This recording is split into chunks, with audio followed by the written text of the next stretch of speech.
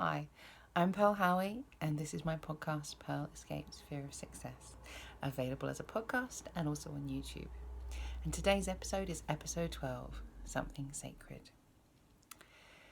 So first of all, I wanted to actually make a dedication on this particular episode. Sadly, yesterday, Ruth Bader Ginsburg passed away. And as I was reading her obituary and reading all about her life, which was really quite incredible, it really chimed with everything I was thinking about in terms of this podcast. So this is dedicated to her. And, I guess I need to be grateful to her for all the work that she did to create legal equality for women in America, which has kind of echoed around the world as well, and for really championing equality and trying to end discrimination in so many ways. And what I find is really interesting, and this is the idea of something sacred. And there's two key words I'd like to focus on today, one of which is success, and the other one which is sacred. And we might even do a little kind of healing today. I know a lot of you might be listening to this while driving or doing something else, so don't close your eyes and go, oh, woo. But we can do a little bit of work and try to unlock anything that's kind of holding you back as well. So when I look at Ruth Bader Ginsburg, and I'm not going to start to talk about her because there's so much about her life online, and what a huge life. But she had to really, really fight to study law. And so for her, the law, I'm guessing, was something really special, something sacred. And at that time, it was held as a male-only area, and probably a white-only area as well, probably a straight-only area. And so she had to overcome this world that said, not for you. The law is not for you because you are a woman, because you're Jewish. And also, as she said, she was also held back many times because she was a mother. And also at that time, a lot of times when people became married, as soon as they were married, they were seen as being, not capable of holding down a job. Because obviously, as soon as you get married, your priority is going to be your husband, your children, all that kind of stuff. And in some ways, it's quite hard to get our head into that sort of time and that way of thinking. But at the same time, if we actually look around, we can see that that's still a very pervasive idea. That's still very present in many, many things that we're looking at. For example, in the lack of representation in many areas from people who are not, and I hate to keep going on about it, but are not white men from a certain class, or a certain background, or a certain religion. And we kind of have to keep looking and listening and saying, well, hang on, there are still walls here. Even if those walls are invisible or they're psychological, if we look and we see a sort of a playing field, and the only people on this playing field are a certain type of person, we've got to ask ourselves questions. But let me go back, because your something sacred may have nothing to do with your gender, with your background, with your race, any of those things. But very often when we feel limited and we feel there's barriers to success, there's something we've put around that thing, and we've kind of made it something kind of sacred.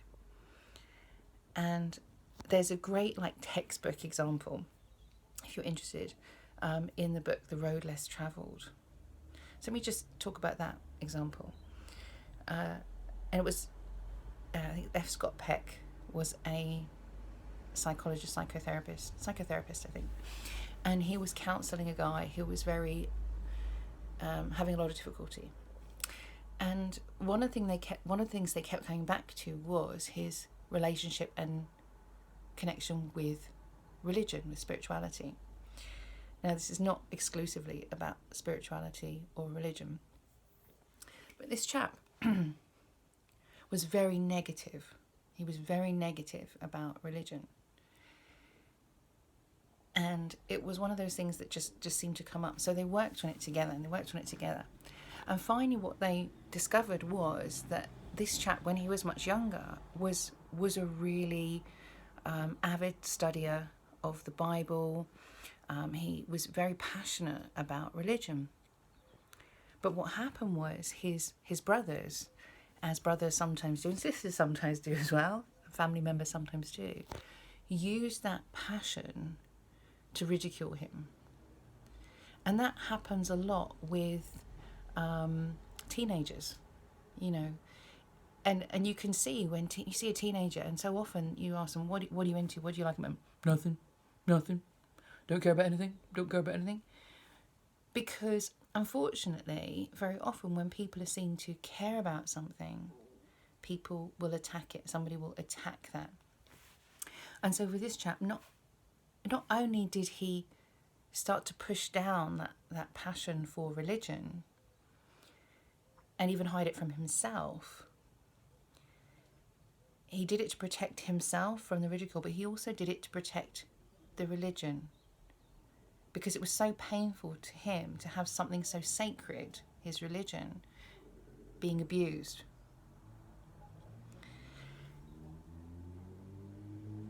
And that's very interesting if we look sometimes at when I'm working with people and we're talking about dreams, we're talking about potential, we're talking about what do you want to do, very often there's a knee-jerk reaction expression, and I even done it myself, and I think this is, pay attention if you do this, which is, I don't want to do that. I don't want to do that. I don't care about that. No, that's I would never do that. And there's a real, sensitive reaction to that. Or there's just kind of like, sometimes it just kind of manifests as sort of like a dead space. You know, if you've got to kind of think about a xylophone, if you're playing a thing, goes ding, ding, ding, ding, ding, dunk, dunk, and there's something not quite right. And for me, one of the great examples that I use from my life is, so I fell in love with travelling. I love animals. I've been to visit animals in lots of like rescue places and in the wild and that kind of thing. Try to be very careful about where I go and what I do in terms of animal experiences. And a friend of mine went, and he was going to visit orangutans in Borneo. And it was one of those things I thought, that should ring a bell for me. You would think that was something I would be interested in doing, and I was like, I've got no interest in doing that. I've got absolutely no interest in going to see orangutans in Borneo. And then when I went on my sort of journey around the world, and I remember I was in Hawaii, and I was doing some work, and I was thinking about, certain things and trying to work through stuff. And I suddenly thought about this orangutans in Borneo thing. And I thought, why don't I want to go? Because it seems really strange that I don't have a desire to do that. It seems really strange to me. And so I went down and down and down, and I started to think about what did I think of, what did I feel of when I really thought about those orangutans in Borneo. And I went down, and I remembered when we were younger, much younger, and we used to live near a place called Chessington Zoo. And so we would actually go to the zoo sometimes. And, zoos back then were very different to what they are now. And even that word zoo is kind of, changed. And I remember we went to what would have been called back then like the ape house, the monkey house, probably called the monkey house, even though a lot of apes are not monkeys. And I remember this white, the rooms were white, painted white, just like this, perfect sort of room for a human being, not a very good room for an animal. And I was looking, and there was this orangutan, and he or she was just sitting there looking at me. And the sadness, the pain and the sadness in these eyes, it was just awful. And just that I could feel and see how trapped this poor orangutan felt. And it just misery of it, the absolute misery of it. And I'm pleased to say that that no longer exists, and things have changed a great deal. But something happened in me after that experience. And when I looked deep into that experience, what I discovered was I couldn't do anything. As a small child, I couldn't do anything to free or protect or do anything for that orangutan. The only thing I could do was to say no to going to the zoo. I don't want to go to the zoo. I don't want to go and see orangutans. I really, really don't want to go and see orangutans. Because I knew that sort of joy, that treat of going to see animals in a zoo was what was causing them pain. So I said, no, I'm not going to do that. I'm not going to go. I'm not going to do that. And that negativity became, I don't want to see orangutans. I don't want to see orangutans. And so I realised that actually, hey, you know what? I can go and see orangutans in Borneo because they're going to be in a wild or a semi-wild environment. They're going to be, what I'm going to be doing is, if I go and visit them there, I'm going to be supporting a project that rewilds the animals. So I thought, wow, I'm going to go do that. And I did. I went to Borneo and I visited the orangutans. And many days, I think 4 or 5 times I went. And it was an amazing experience, just even the action of getting to Borneo and visiting them and seeing these incredible animals. And they are so close to us in DNA, and yeah, something sacred, something so powerful and so sacred. But I realised that I no longer needed to protect them by saying, I don't want to go and see orangutans. I could release that because that was a lie. But I didn't want orangutans to be put in a box for me. I didn't want that. And something very special happened when I was actually visiting the orangutans. And I love animals, and I went out and I saw these incredible animals. But I remember when I was there and I was looking at all these orangutans and I thought, yes, this is an incredible experience, but it had stopped being this really amazing experience because I had realised that for me, my favourite animal is actually human beings. And the more I travelled and got away from human beings and spent time with wild animals, the more I realised that what I really wanted was to help human beings be wild again and be true, be authentic, be themselves, be wild again. And so that was a great experience for me to understand that. And I'm hoping from those couple of examples you can start to see that sometimes what we do is we take something that is honestly very beautiful, powerful, and part of ourselves, and we push it down in order to protect it, in order to protect ourselves. And really what this whole podcast, the book, everything I do is about healing, and it's about coming back to our true selves, coming back to who we are, coming back to the real us. And we can't do that if we've got these little secret drawers where we've put things away.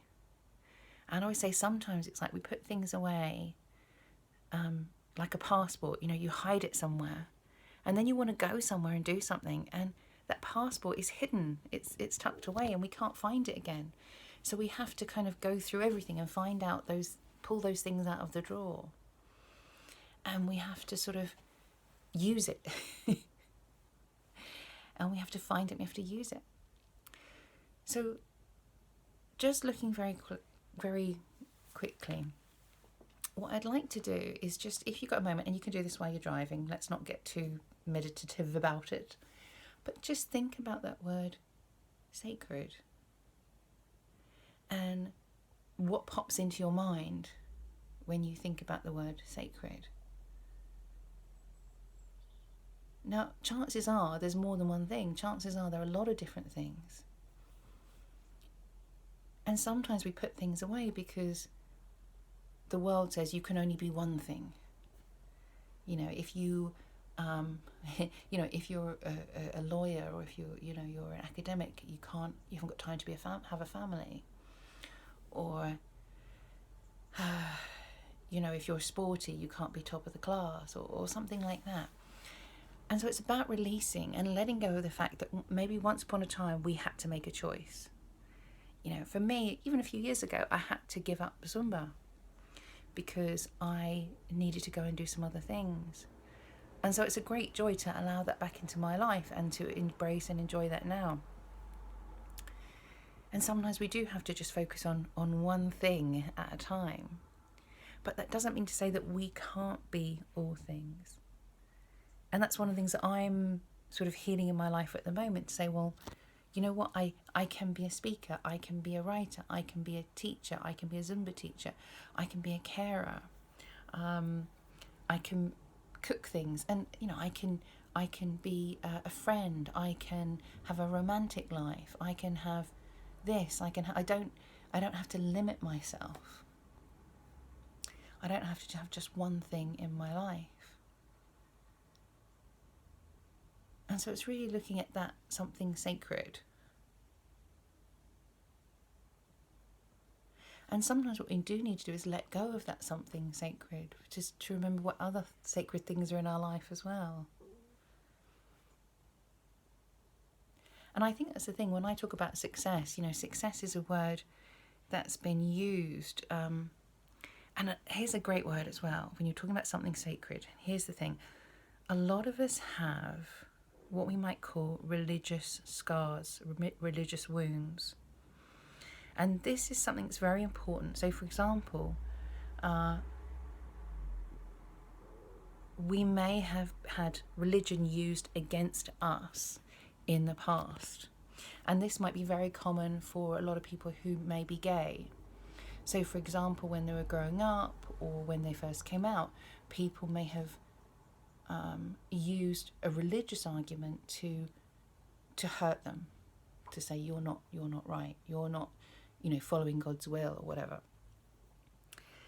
And I've had it used against me when I talk about being vegetarian or vegan, and I get, well, Jesus ate meat, so you're doing the wrong thing because Jesus ate meat, and so you should eat meat as well.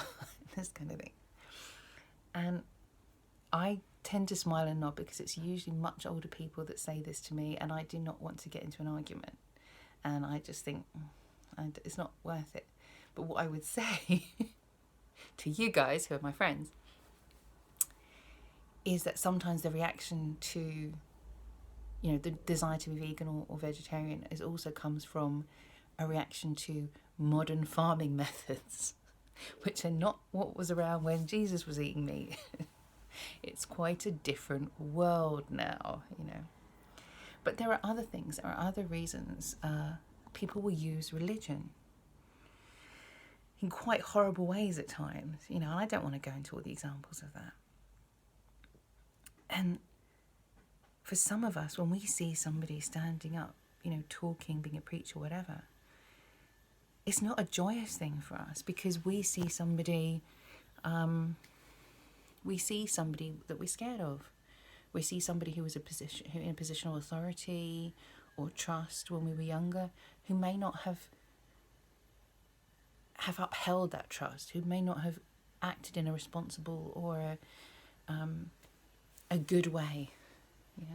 So it's understandable that some of us have religious scars and wounds, and that can affect our own relationship with religion, and that may be something that we need to heal, because I don't think it's right that we have to carry around all the emotional baggage of somebody else's bad behaviour. We shouldn't have to suffer for somebody else's mistakes. We shouldn't be punished for somebody else's misdemeanours, or whatever you want to call them. And the same is true of education. So, for example, a lot of people be very mistrustful of learning and education because maybe they had teachers who were horrible to them. Maybe they were told, you will never pass a degree. Oh, and people were laughed at and said, you can't do this. You'll never get past this exam. All you can expect is this. And I know people who've had that, who've had people tell them, why are you on this course? You're never going to pass. I don't think they're very good teachers that say that. And for me, doing Zumba has been a great healing for me because I had a terrible time in PE. I was rubbish at PE. And so I had, scars to heal there of having been pretty terrible. And in fact, I found it really, really hard to pass my fitness exams because I could do the written exam perfectly. But as soon as I had to demonstrate, even though I've been teaching for ages, even when I had to demonstrate teaching to pass my fitness exams, I went to pieces. I was like, and they're like, are you, they didn't understand why I was getting this mark in a written paper, and then the practical I was doing so badly. And it was nothing to do with capability. It was all that stuff getting in my head of the old PE teachers, of coming bottom in the PE, of never doing well, of getting like D's and, really bad grades in PE. Luckily, it's not I didn't have to pass PE. Otherwise, I would have gone right down. But these are the kind of things when we have something sacred, that it's been used against us, it's become a punishment. And as adults, or even as young adults, it's our turn to reach out and say, hang on, I'm reclaiming that. I'm reclaiming that. And one of the areas that's such a big deal for so many people is obviously romance, being affectionate, sex. Because we may have wounds, we may have problems, we may have had bad experiences that make us feel awkward, that make us feel guilty, that make us feel unhappy when we should be able to enjoy something sacred. So I want to just take another kind of perspective on this something sacred as well. Sorry, a little bit noisy here sometimes. And that's when, and here's another way of looking at something sacred, that thing that is a barrier to success, where we've put up a wall, or a wall's been built to protect ourselves or something, or to protect other people. Have you ever had anything in your life that you are in awe of? And you kind of think, wow, that's so amazing. And you think, I could never look like that. I could never be like that. I tell you what I love. There's a film I love called Strictly Ballroom. And if you've never seen it, it's a very classic story of I want to use the word daddy because it's an Australian film, but the frumpy girl and the hot boy, and she can't believe that he will even practice with her, let alone dance with her. And of course it's a love story as well. And so she's very much into sort of like the steps and the traditional dancing, and then eventually you see it comes from her background of her family. But there's a moment, and they're at this big ballroom competition, and all the women are wearing these ballroom dresses, they're like a bikini, with the little spangles and all this kind of thing, and they're doing all these like lifts and all this amazing stuff. And she's there, and she's looking at it, and she looks at this girl who's being thrown up in the air and wearing fruit on her head and all this, and she says, I could never be like that. I could never do that. And when she says it, there's two things. And one is, the boy looks at her and he thinks, you know what, you're pretty special. And actually you can do way more than you think. And there's this sort of barrier that you're sort of holding yourself back from being everything that you can be.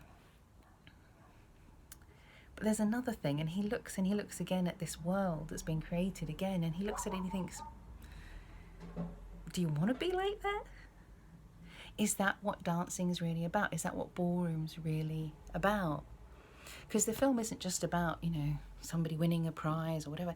It's about understanding where things have become corrupted and where things may not be as authentic as they perhaps should be, So sometimes we look around and we look at something and we say, for example, if you're a singer and you love to sing and you look and you watch something and you look at the halftime show at the Super Bowl and you've got amazing performers, people like Shakira, like J-Lo, and they're performing this incredible, and there's ropes and they're flying around and they're singing and there's 35 backing dancers and there's all this, and you look at that and you go, oh, I can never do that. You don't have to. Singing doesn't have to be like that. It could be a beautiful acoustic thing with a guitar. It could be a cappella. It could be, one of my favourite singers of all time is Billie Holiday.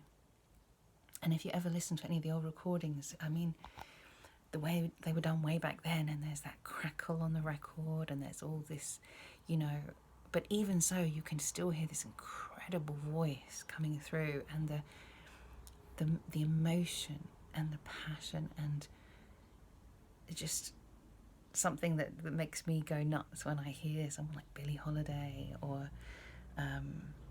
Nina Simone, or who was somebody else I was listening to the other day. These incredible singers and this passion and this voice, and it's just kind of, for me, when I hear someone sing like that, it just beats everything. I think about, was it Adele? And when she first came on the scene, she didn't look like a pop star in the pop star mode, but look at her, and these are the things we look and we say, something's got to be sacred, something is sacred to us, and then we look around and we say, oh, but, it's like when I go into writing and publishing, and everyone goes, oh, you have to do it this way, and you have to do that, and you have to do this, and more and more people are saying, no, it's the writing that matters, it's the words that matter. And if we actually look back at history, writing goes back a lot longer than popularity. So for example, and three of my most amazing inspirations were the Bronte sisters. And their work, when it came out, was so cruelly assassinated in terms of reviews. And it was so unacceptable at that time because they were ahead of their time. They were amazing, amazing women, so talented. And of course, they also published under male names as well, because it was unacceptable to publish as a female, as a woman at that time. But here's one of the things about something being sacred, is that sometimes we look at it and we kind of go, for me, when I started releasing books and I was doing that kind of stuff, and the idea of being on a chart and being seen was just like beyond me. It was like, I can't do that. And when it happened, it kind of made me go funny.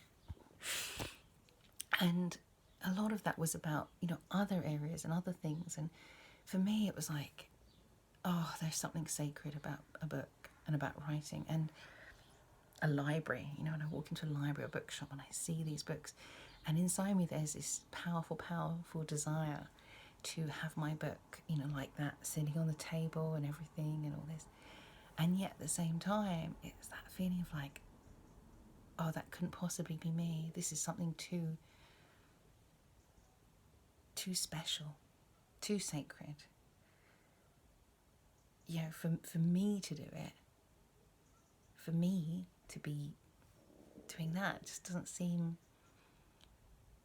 it seems impossible. It seems wrong some way that I could do that. And what I love about what I do and everything I've done is that so often when I'm doing something, I kind of look around and I go, it's me doing it. And I can't quite believe it. I can't quite believe that was me that did that.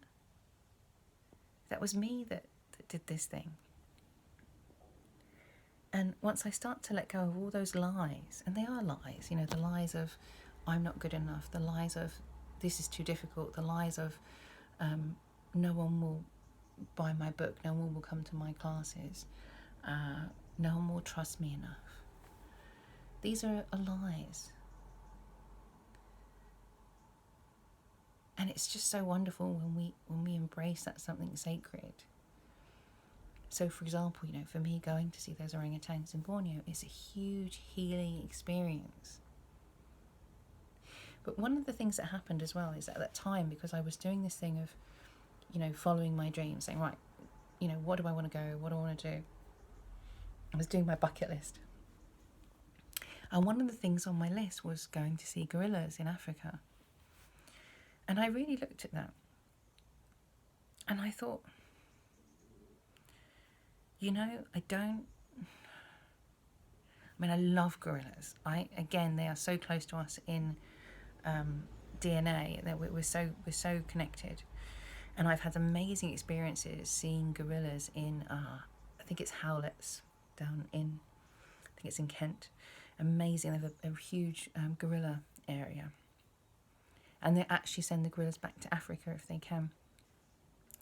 Amazing experiences there with a mother gorilla, you know, really showing off her baby to us, you know. But I suddenly thought, you know, I was like, do I want to go to Africa? Do I want to go to see the gorillas there? And the more I thought about it, the more I thought, I just don't feel it. And I thought, you know, they kind of don't need me. There's a waiting list. You know, it's a lot of money.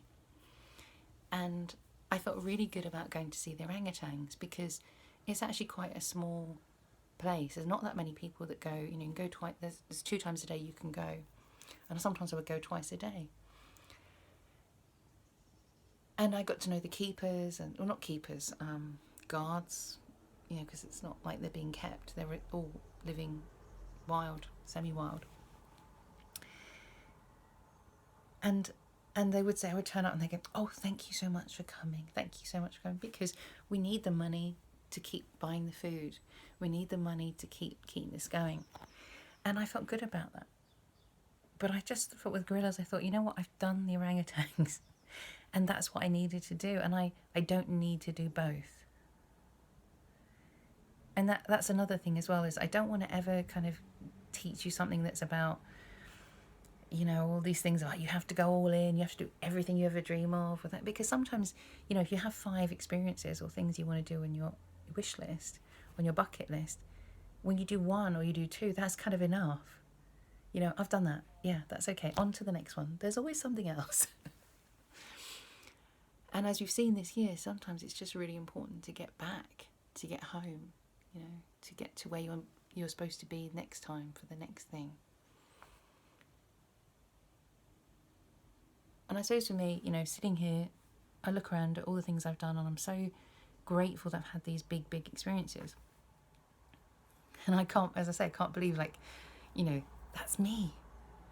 You know, that's my name on the book, or that's my seat and somebody's given me the seat at this thing and I get to do that. That's so amazing. But for me, I guess, you know, something sacred to me is also my family. And being there for them and finding a way to balance all these sacred things and balance the supporting their family and balance doing the Zumba and balance doing podcasts and balance writing books.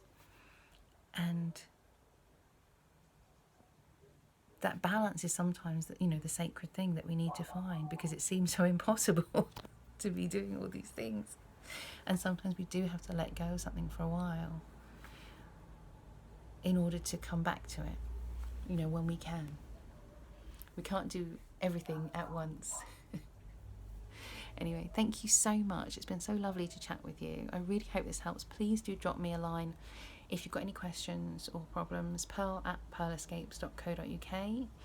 And if you want to do some more, I've got a free course on Udemy at the moment, Fill Your Boots, and also lots of free books around, and I've got a new paperback coming out very soon. And what else? Oh, I've got Zumba, As well, if you go to zumba.dance, you can find my classes there, and those are suggested donations, so they're pay what you can when you can. And I'm going to keep trying to put more and more out so that I can serve and help more people. And I hope this helped you. Okay, take it easy, enjoy, lots of love, see you soon, bye bye.